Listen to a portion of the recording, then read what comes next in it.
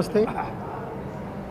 संगारेड्डी विधानसभा संगारेड्डी ज़िले के आप सभी पत्रकारों को, मीडिया के लोगों को मैं प्रणाम करता हूं। मैं पिछले 6 दिन से लास्ट 6 डेज से मैं आपके संगारेड्डी में प्रवास कर रहा हूं। पार्टी की एमएलए प्रवास योजना में मैं आप सबसे मिलने यहाँ आया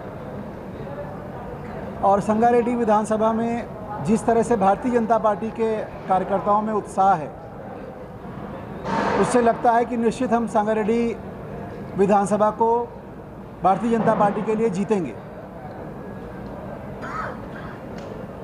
अपनी पार्टी भारतीय जनता पार्टी परिवार की तरह काम करती है और इस परिवार में हर समाज के लोगों का बराबर का प्रतिनिधित्व रहता है। ऐसा मैंने इस संगारेड्डी विधानसभा में देखा।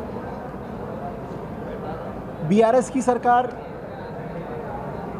तेलंगाना के लोगों को बड़ा विश्वास दिला के आई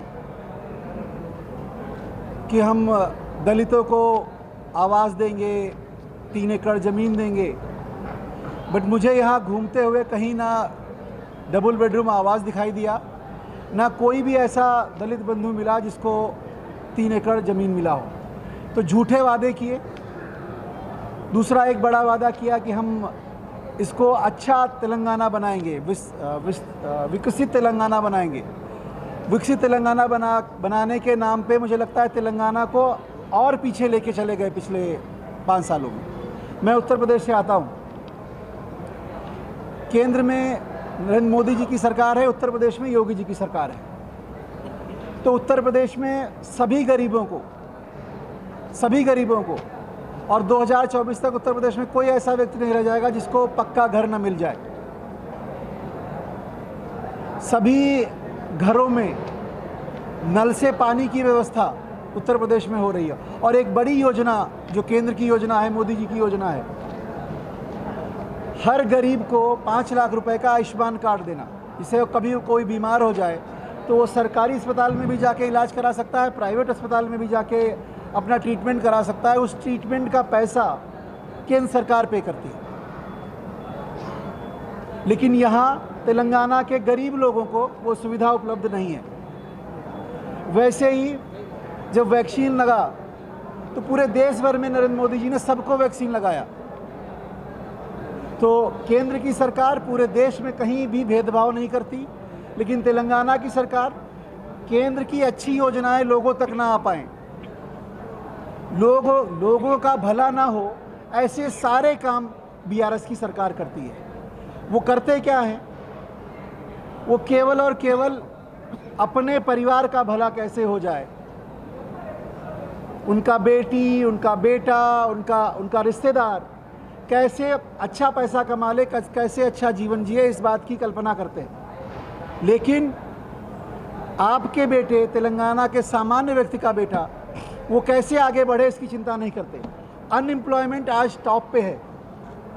हैदराबाद में बहुत सारी कंपनियां पहले आया करती थी, लेकिन इस सरकार के बाद भी, क्योंकि ये सरकार जब कोई नई कंपनी यहाँ इन्वेस्टमेंट के लिए आना चाहती है तो सबसे पहले बीआरएस को उसको कुछ पैसा देना होता है।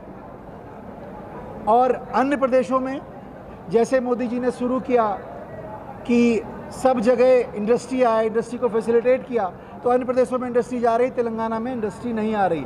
उसकी वजह से यहाँ बेरोजगारी बढ़ रही है, युवाओं को रोजगार नहीं मिल रहा। मुद्रा लोन के तहत कोई युवा कुछ नया काम करना चाहता है, मुद्रा लोन के तहत उसको पैसा मिलता है, लोन मिलता है सरकार की तरफ से, और वो भी बिना कोई सिक्योरिटी दिए लोन मिलता है, कोलेटरल सिक्योरिटी नहीं देनी पड़ती। यहाँ वो योजना नहीं चल पा रही है बीआरएस की सरकार की वजह से। आपके संगारेड्डी क्षेत्र में एक आईआईटी है, आईआईटी कंदी। आईआईटी कंदी में 130 नए स्टार्टअप बनने हैं, केंद्र सरकार उनको फंड कर रही है। ऐसे ही उन्नत भारत के तहत वो आईआईटी बहुत सारे गाँवों को अडॉप्ट करके, 7 गाँव एक बार में अडॉप्ट करते हैं। उनके बच्चों को एम्प्लॉयमेंट कैसे मिले इसके लिए ट्रेनिंग देते हैं। तो ऐसी बहुत सारी योजनाएं जिनको जो केंद्र की योजना है, मोदी जी के गरीब कल्याण की योजनाएं हैं, उनको वंचित कर रखा है तेलंगाना की सरकार ने तेलंगाना के लोगों से मिलने से। मैं आप सबसे अनुरोध करता हूं, आप जनता के लोगों को बताइए कि कैसे तेलंगाना के लोग उन केंद्र की सुविधापूर्वक योजनाओं से वंचित हैं।